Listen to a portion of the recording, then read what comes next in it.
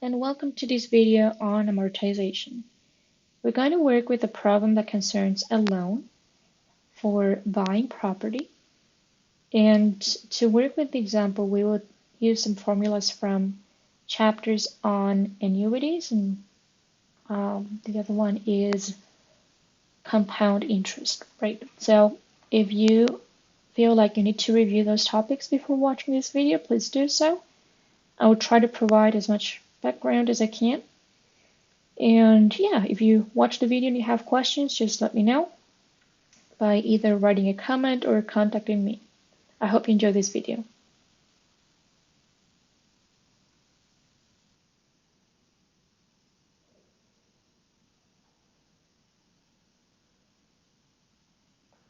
Consider an example where Megan received a 30-year loan of $30,000 to purchase a house.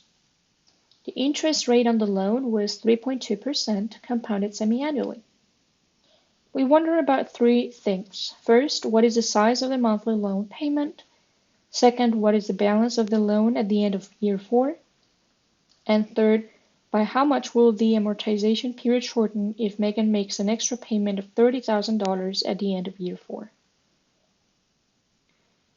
It's important to understand that in this problem, the loan is in the form of an annuity.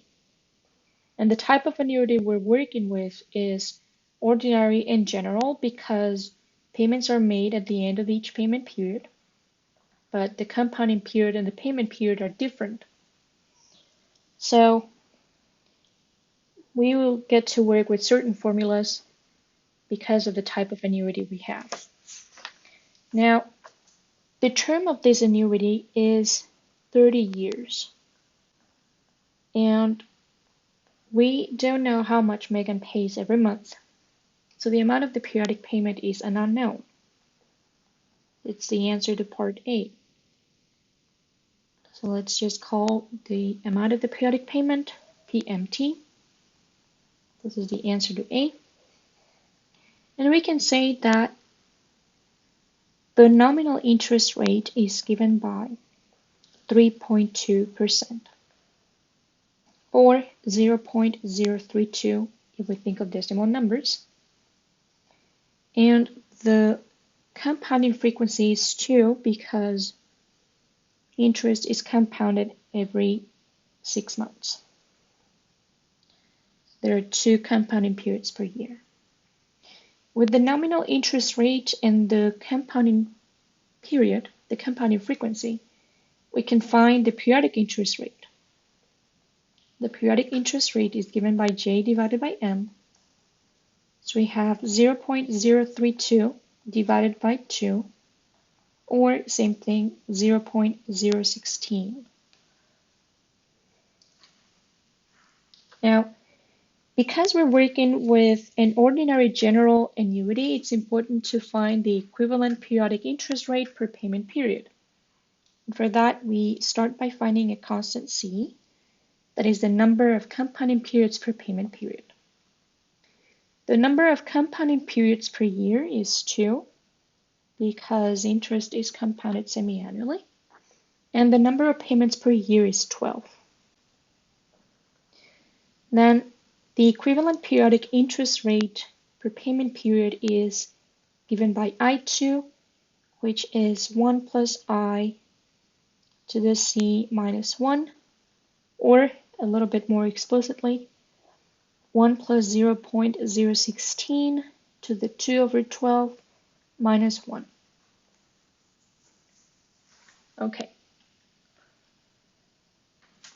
Now, one more thing we can say is that the total number of payments that Megan makes during those 30 years is 12 multiplied by 30, because Megan makes 12 payments per year and she makes those payments for 30 years. So there are 360 payments in total that Megan makes.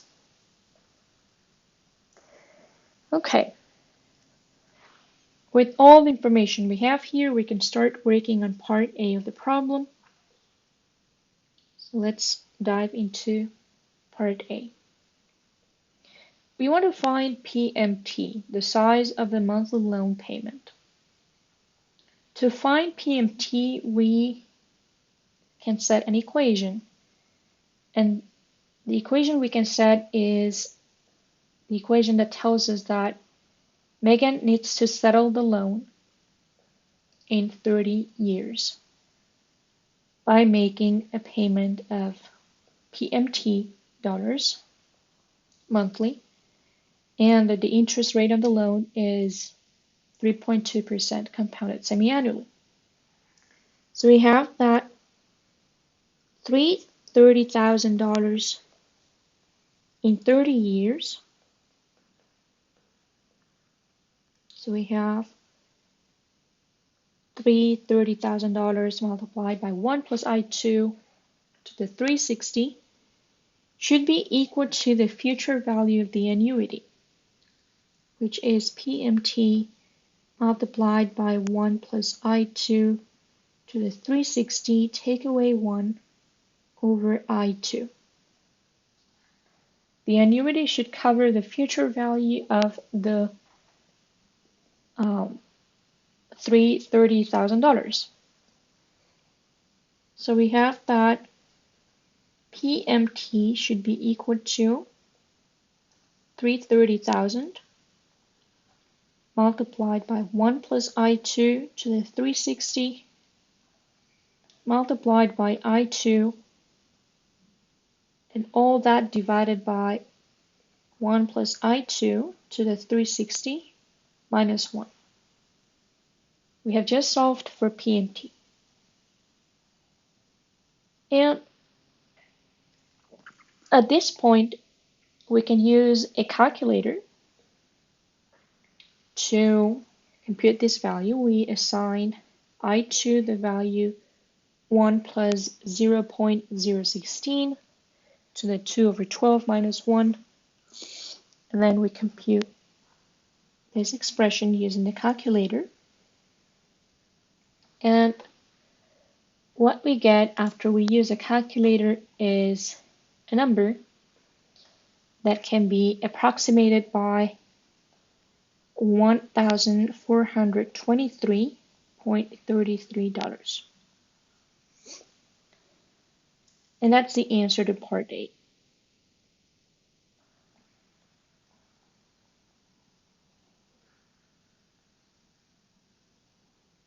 Okay. We have found the size of the monthly loan payment by imposing that the future value of $330,000 equals the future value of the annuity. Now let's move on to part B. So let's work on part B of this problem. Let's see how to find the balance of the loan at the end of year 4. Okay. Now, after 4 years, Megan has made 12 times 4 payments. That's 48 payments in total.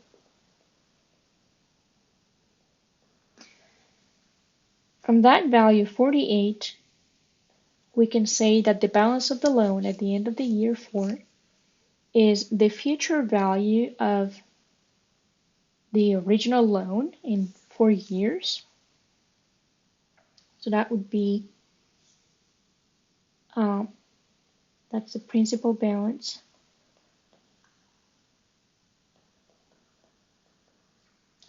Would be the future value of the original loan in 4 years minus the future value of the annuity in 4 years. So we have $330,000 multiplied by 1 plus I2 to the 48. That's the future value of the original loan.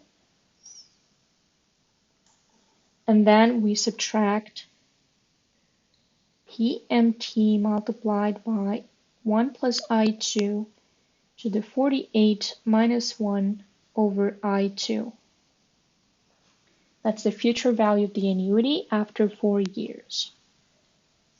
And once again, we can use a calculator to compute this number for us. So we assign PMT this expression. We assign I2 this expression. And then the answer to part B will be all this. And when we compute this answer, we get a number that can be rounded off to 301,931.69.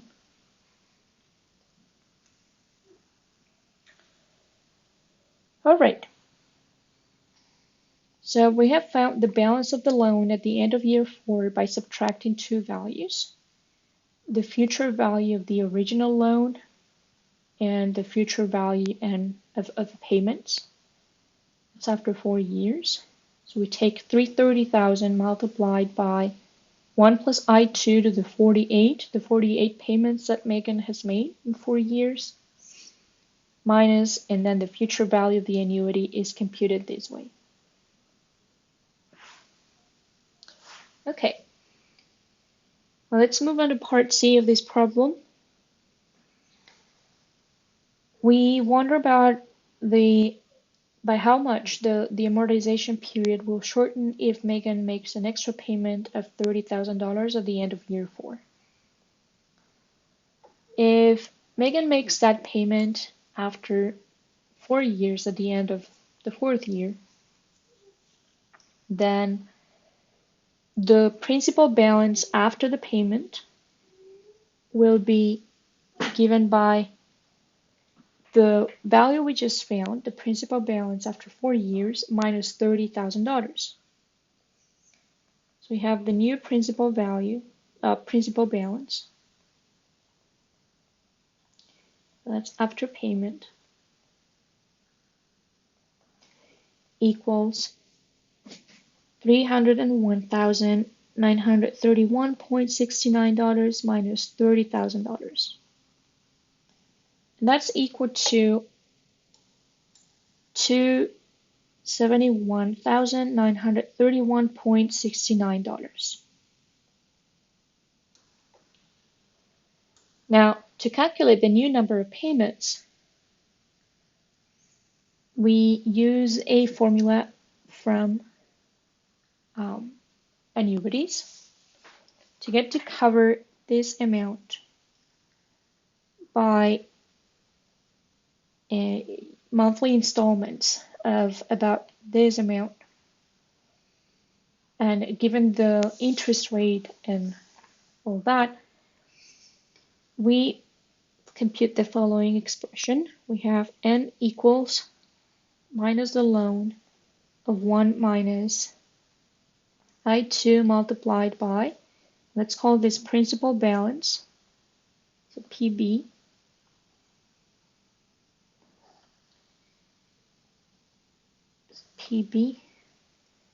divided by PMT,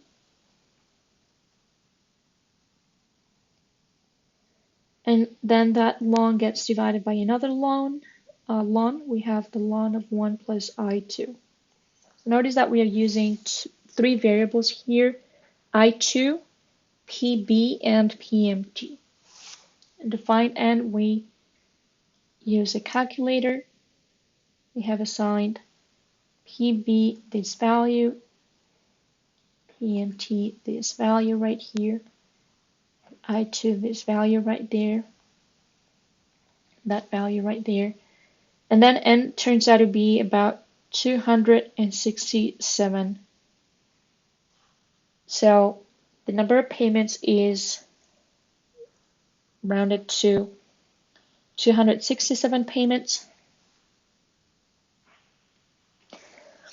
And 267 payments correspond to 22.25 years. So we have 22 years and a quarter, so 3 months. So after the 4 years, we have that 22 years and 3 months need to pass so that Megan settles the loan. If she makes that payment of $30,000 at the end of year 4. So the period gets shortened by the following. We take what would have taken her originally 26 years and subtract 22 years and 3 months. And that gives us 3 years and 9 months. So therefore, by making the extra payment of $30,000 at the end of the 4th year, Megan's amortization period was shortened by 3 years and 9 months. Okay, that's it for this problem. If you have questions, please write a comment or contact me. I hope you enjoyed this video, and thank you so much for watching. Bye bye.